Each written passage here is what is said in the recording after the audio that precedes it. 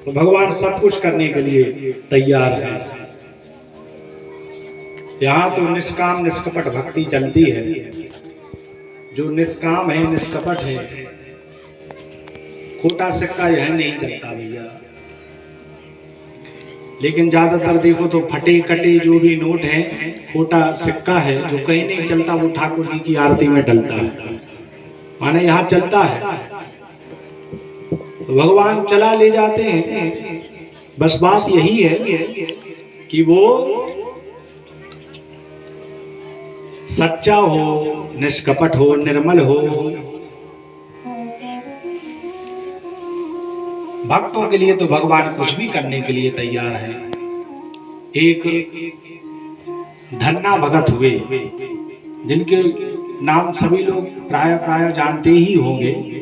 जब कोई भी किसी भी प्रकार की बात आती है तो कहते हैं बड़ा धन्ना सेठ बनता है, कहते हैं कि नहीं। एक धन्ना भगत हुए हैं, ये जाट परिवार से हैं, राजस्थान में इनका जन्म हुआ है। जिला टोंक ढुवन कला नामक ग्राम में इनका जन्म हुआ। तो ये छोटे से थे। एक बार इनके यहाँ त्रिलोचन नाम के पंडित जी पधारे। वो तीर्थ यात्रा करके आए थे, तो दाढ़ी बाला सब बढ़ गई थी उनकी, तो बाबा की तरह लगते थे। तो ठाकुर जी की सेवा ये नित्य करें, तो उनके पास में बैठ करके धन्ना बालक भी देखे। तो कुछ दिन वो रहे वहां। फिर वो जब जाने लगे तो धन्ना को ठाकुर जी की सेवा बड़ी प्यारी लगी। तो धन्ना रोने लगे, बोले महाराज जी हमें तो ठाकुर जी चाहिए, अब ठाकुर जी कैसे दे दें उस बालक को। वो जब बहुत रोए तो गांव वालों ने कहा महाराज, बोले बच्चों को तो किसी भी प्रकार से बहला फुसला लेना चाहिए, वो तो मान जाते हैं। बोले ठीक है। तो सुबह स्नान किया है नदी में पंडित जी ने, और वहां से एक काला काला पत्थर गोल मटोल देखा और ले आए। उसको बढ़िया स्नान कराया, इत्र पित्र लगाया, बढ़िया चंदन से सजाया। तो जो अपने ठाकुर जी थे वो उठा करके नीचे पधरा लिए वस्त्र पे, और वो जो पत्थर लाए थे नदी से उठा करके उनको सजा धजा करके सिंहासन में पधरा दिए। और धन्ना को बुलाया, बोले धन्ना रो मत, तुम्हें ठाकुर जी चाहिए। बोले हाँ। बोले मिलेंगे। देखो हमारे यहाँ दो ठाकुर जी हैं, श्री राधे। सभी लोग ध्यान से सुनेंगे। हमारे यहाँ बोले दो ठाकुर जी, एक राजा ठाकुर और एक सिपाही ठाकुर। तो बोले इनमें से राजा और सिपाही कौन है? बोले जो सिंहासन में बैठे हैं ये राजा ठाकुर हैं, और ये जो नीचे बैठे हैं ये सिपाही ठाकुर हैं।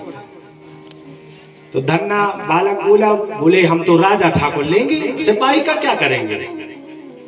अब पंडित जी चाहते यही थे कि इनको ये ना देना पड़े हमारे ठाकुर जी। यदि ये पत्थर है इसकी पूजा करे तो ठीक, नहीं करे तो ठीक, इसको अपराध नहीं लगेगा। तो धन्ना को राजा ठाकुर दे दिए। अब धन्ना का तो विश्वास यही है कि यही ठाकुर जी हैं। देखो भैया, यदि भाव है तो शालिग्राम में भगवान है, यदि भाव नहीं तो वो पत्थर है। भाव नहीं तो निधिवन मधुवन दीखत है पीरा, और भाव होए तो पाषाणों से प्रगटत श्री भगवान। भाव के बस में है भगवान। भगवान तो भाव के वशीभूत है। जो राजा ठाकुर दिए तो इन्होंने ठाकुर जी मान करके बढ़िया उनका पूजन करना प्रारंभ किया।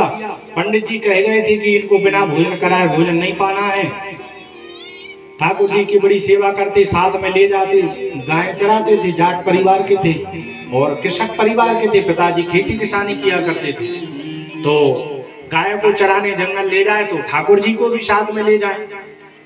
तो एक वृक्ष के नीचे बैठे ठाकुर जी को रखा और टिक्कर सामने रखे ठाकुर जी को, कहते हैं प्रभु पालो टिक्कर। गुड़ रखा सामने, महेरी रखी, और टेंटी का अचार चलता है वहां, वो भी रखा राजस्थान में। अब ठाकुर जी आए तब तो पाए। अब ठाकुर जी एक दिन हो गया, गाय को खिला दिया, इन्होंने नहीं खाया। बोले प्रभु खा लो। महाराज जी कह के गए थे पंडित जी की यदि भगवान ना पाए तो तुम नहीं पाना। अब जब तक आप नहीं पाओगे तब तक हम कैसे पाएंगे। दूसरा दिन लगा, फिर से नन्हे से बालक धन्ना ने भगवान के सामने भगवान की प्रसाद रखा। बोले ठाकुर जी पाओ, भगवान नहीं आए। 2 दिन बीत गए। तीसरा दिन हुआ, धन्ना ने ज्यों ही प्रसाद रखा तो रोने लगे। बोले भगवान आप तो आते ही नहीं हो। और पंडित जी कहते थे जब तक ठाकुर जी पाए ना तब तक तुम नहीं पाना। आप यदि नहीं आओगे तो मैं तो मर जाऊंगा, प्रसाद नहीं कब खाऊंगा। तो जैसे ही रोने लगे तो ठाकुर जी प्रकट हो गए। ठाकुर जी प्रकट हुए, वृक्ष के नीचे बैठे हैं ठाकुर जी, और 2 टिक्कर ठाकुर जी ने पाए। अब इनकी माता छोटे से थे तो 4 टिक्कर इनके पास में रखी थी।